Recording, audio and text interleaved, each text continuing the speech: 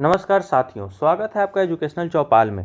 दोस्तों, PYQ series के अंतर्गत आज हम लोग इंडियन पॉलिटी के से जुड़े एक पीवाईक्यू के प्रश्न के मॉडल स्ट्रक्चर पर चर्चा करेंगे।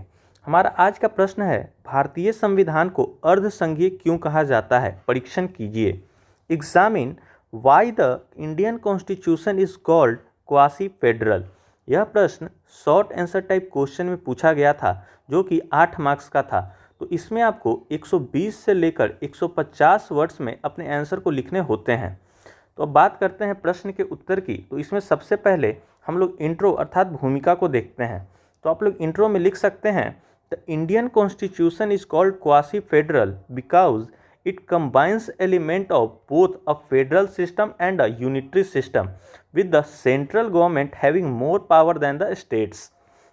भारतीय संविधान को अर्धसंघीय कहा जाता है क्योंकि इसमें संघीय प्रणाली और एकात्मक प्रणाली के दोनों के तत्व सम्मिलित हैं, जिसमें केंद्र सरकार के पास राज्यों की तुलना में अधिक शक्तियां प्राप्त है।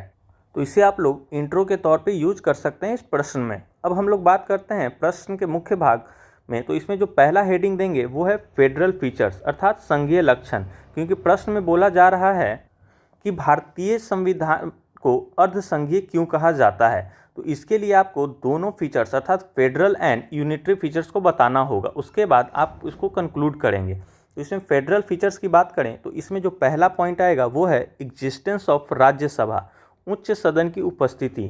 फिर दूसरा है रिटन कॉन्स्टिट्यूशन, लिखित संविधान। फिर तीसरा है सुपरमेसी ऑफ द कॉन्स्टिट्यूशन, संविधान की सर्वोच्चता। फिर चौथा है division of power between union and states, संघ एवं राज्यों के बीच शक्तियों का विभाजन। फिर पांचवा है the complicated process of amending the constitution, संविधान संशोधन की जटिल प्रक्रिया। और जो छठा है इसमें इंडिपेंडेंट जुडिशियरी, स्वतंत्र न्यायपालिका। तो यहाँ पर 6 फेडरल फीचर्स है, इसमें 1-2 और हैं जिसे आप लोग लिख सकते हैं अगर आपके पास स्पेस रहेगा तो। अब बात करते हैं unitary features of the Indian constitution. इसे आप लोग दूसरा हेडिंग बनाएंगे, जो है भारतीय संविधान के एकात्मक लक्षण। तो इसमें आप पहला जो लिखेंगे इसका लक्षण वो है division of powers in favour of union, शक्तियों का बंटवारा केंद्र के पक्ष में। फिर दूसरा है सिंगल सिटीजनशिप, एकल नागरिकता। फिर तीसरा है all India service, Akhil Bharatiya सेवाएं।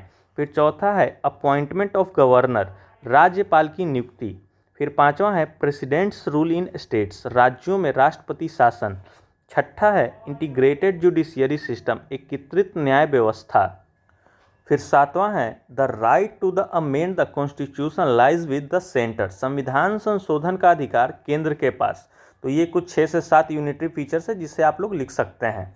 उसके बाद आपको अब कंक्लूजन लिखना है और कंक्लूजन में ही आपको बताना है कि इन्हीं यूनिटरी फीचर्स के कारण भारतीय संविधान को क्वासी फेडरल अर्थात अर्धसंघीय कहा जाता है। इसे आप लोग 3 से 4 लाइन में कोशिश कीजिएगा कि एक्सप्लेन करें और फिर बाद में आंसर को कंक्लूड करें।